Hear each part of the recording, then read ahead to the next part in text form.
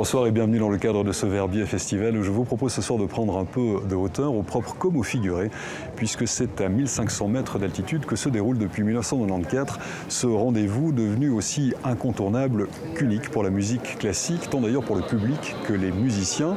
Un festival inspiré par ce lieu aussi atypique que grandiose, ambiance et explication avec son fondateur, Martin Engström.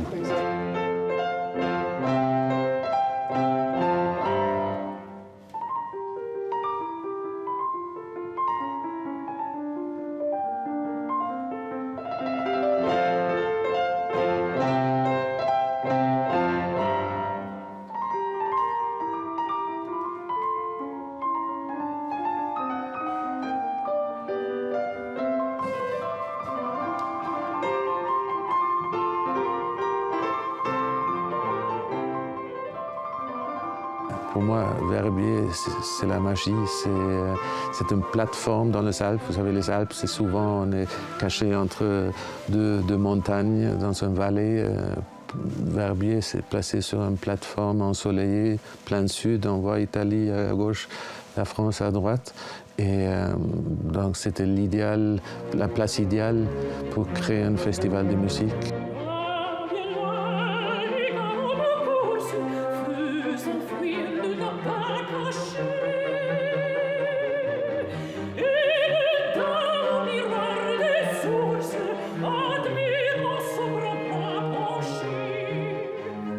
Le fait qu'on avait, depuis la première année, mis un focus sur le jeune. On avait toujours un orchestre de jeunes comme résidence, on avait une académie très active. Donc il y avait toujours une énergie de jeunes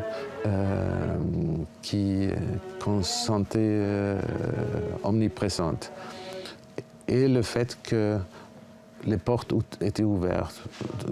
Comme public, tu pouvais aller partout dans les répétitions, dans le masterclass.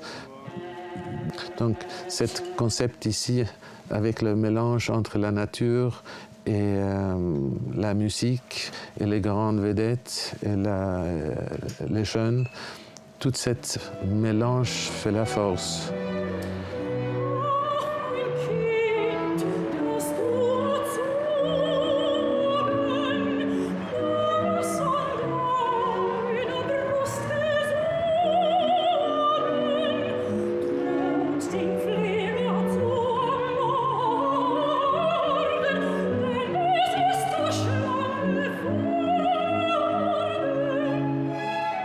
Un festival caractérisé donc par ces nombreux échanges entre musiciens, sur scène mais aussi en dehors, par une kyrielle de masterclass gratuites et publiques, et par ces artistes d'exception qui viennent et reviennent régulièrement se produire. Parmi les fidèles de la première heure, Zubin Mehta, le grand maestro. C'était d'ailleurs lui qui avait dirigé en 1994 le tout premier concert de ce festival. Et cette année, il est également présent à la tête de l'orchestre de Verbier pour diriger cette fois la 2e symphonie de Mahler.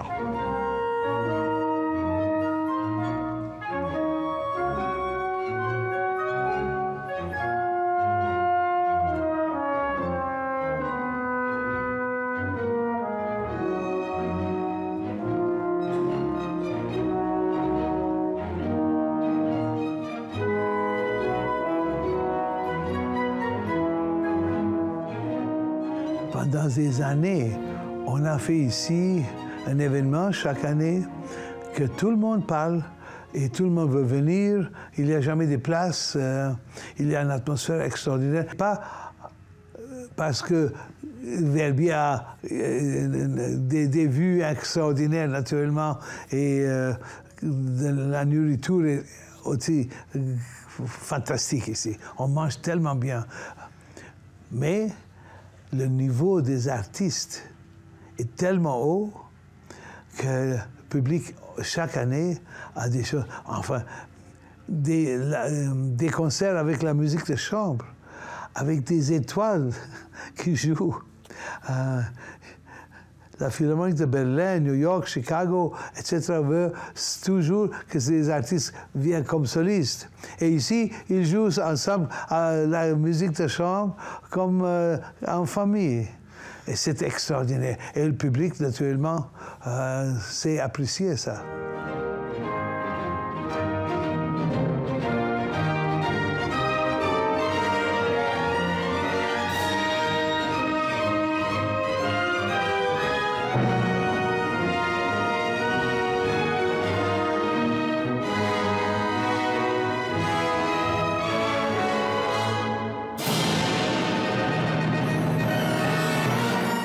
Zobby de Meta donc et l'orchestre de Verbier, tandis que se presse derrière moi dans cette salle temporaire construite tout exprès pour le festival les derniers spectateurs venus assister au récital d'une autre habituée désormais de Verbier, la pianiste star Katia Bouniatichvili, invitée dans ce festival depuis l'âge de ses 16 ans.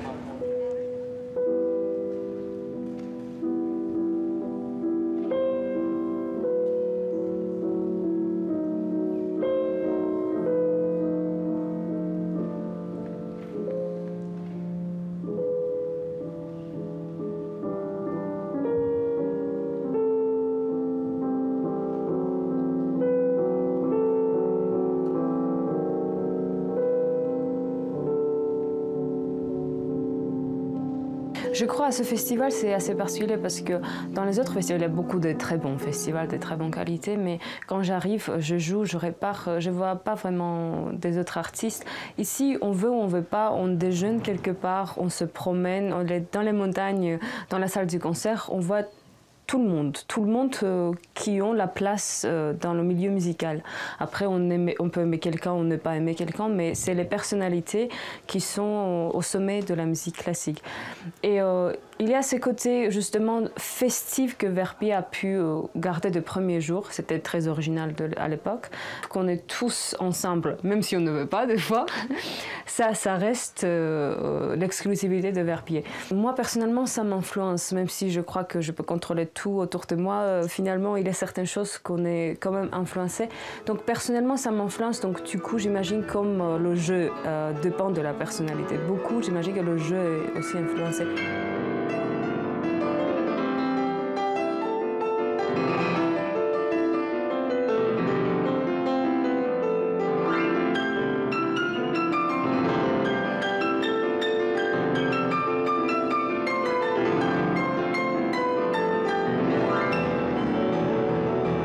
Je suis la voix que j'entends.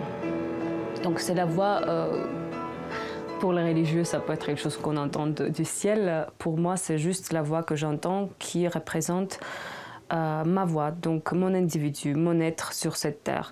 Ce n'est pas quelque chose d'ambitieux, chacun de nous a ça. Donc je ne cherche pas ça, on a chacun ça, il faut juste trouver sans chercher, c'est-à-dire il faut être capable de sans chercher, savoir qu'on a des choses et mettre ça en évidence. Donc je vais suivre cette voie. Je ne sais pas où ça va m'emmener parce que des fois il est assez sauvage. Je ne peux pas toujours contrôler, mais ça va m'amener vers moi, donc vers public. Ça va unir, j'imagine, les gens en général parce que je dois m'oublier aussi quand je suis sur scène. Je veux juste suivre cette voie et donc du coup ça va créer une certaine unité, j'imagine. Je sais pas. Je crois, j'espère.